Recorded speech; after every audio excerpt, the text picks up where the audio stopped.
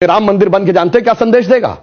दुनिया का इतिहास भरा पड़ा है कि भाई भाई की गर्दन काट के गद्दी पे बैठा, बेटा बाप को मार के गद्दी पे बैठा। यह दुनिया को यह संदेश देगा कि एक ऐसा भी महापुरुष है, एक ऐसे भी भगवान है, एक ऐसी महान संस्कृति है जहां पिता के एक वचन के लिए संपूर्ण राज्य छोड़कर बेटा जंगल में चला जाता है। जहां जिसको राज मिलने वाला होता है वो खड़ाऊ रख के शासन करने लगता है, दूसरा भाई जंगल में चला जाता है। यह संदेश देगा। और दूसरा संदेश जानते क्या देगा? आज दुनिया में देखिए क्या है, रशिया ने यूक्रेन पर अटैक किया हुआ है, हमास ने इजराइल पर अटैक किया हुआ है, चाइना ने पहले तिब्बत को एक्वायर किया, अब ताइवान के ऊपर नजर है, कुवैत को इराक ने कैप्चर कर लिया। एनेक्सेशन, सब्जुगेशन एंड डोमिनेशन, पूरी दुनिया में कॉन्फ्लिक्ट है। भगवान राम ने क्या संदेश दिया? जब लंका को जीता, क्या एनेक्सेशन किया, अपने राज्य में मिलाया? नहीं। उसका सब्जुगेशन किया, कोई अपना डिप्यूटी अपॉइंट किया? नहीं। उसका कोई डोमिनेशन किया कि कोई उससे ट्रीटी रिक्वायर? नहीं। कहा भाई अपने अपने धर्म का पालन करो, बस हम इतने ही में करते हैं। तो पूरी दुनिया को जियो पॉलिटिकल संदेश अगर कोई देगा तो वो ये देंगे। और मैं एक बात और कहना चाहता हूं, जो आपने कहा राम शब्द का अर्थ जानते क्या है? रम धातु से बना है। जैसे आपने हिंदी में और संस्कृत में शब्द सुना होगा रमणीक स्थान, रमता जोगी, यानी जिसमें चीज सेटल हो।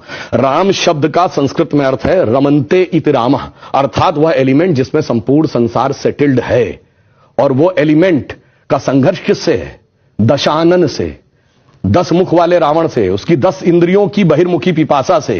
और राम उत्पन्न कैसे होंगे? राम के पिता क्या नाम है? दशरथ। तो 10 इंद्रियों को रखेंगे तब भगवान, तब डिवाइन एलिमेंट आपके अंदर उत्पन्न होगा। Extrovert tendency of all the 10 senses को डिस्ट्रॉय करेगा और धर्म स्थापित होगा। जब ये कहने लगते हैं ये राम वो राम, तो मुझे जानते क्या नजर आता है? वही बच्चों को एलिमेंट्री पढ़ाया जाता है 1 2 3, फिर आगे जाके वो फ्यूचर में एमएससी मैथमेटिक्स भी करता है, बैलिस्टिक इक्वेशन भी बताता है। पर ये कहेंगे नहीं वो बैलिस्टिक इक्वेशन है तो फिर तो 1 2 नहीं पढ़ाना चाहिए, क्योंकि वो तो अलग है। मैं पहले भी उदाहरण दे चुका हूं। 4 - 3 = 1 होता है। आप सब ने जब क्लास 2nd 3rd में एडिशन सब्सट्रैक्शन सीखा, अगर आप 3 - 4 करते टीचर डांट देती थी, बेवकूफ ये नहीं पता कि 3 - 4 नहीं हो सकता। पर 3 - 4 होता है, -1 ये बताएंगे, -1 का स्क्वायर रूट होता है i, जो सारी बैलिस्टिक इक्वेशंस का मेन अंग।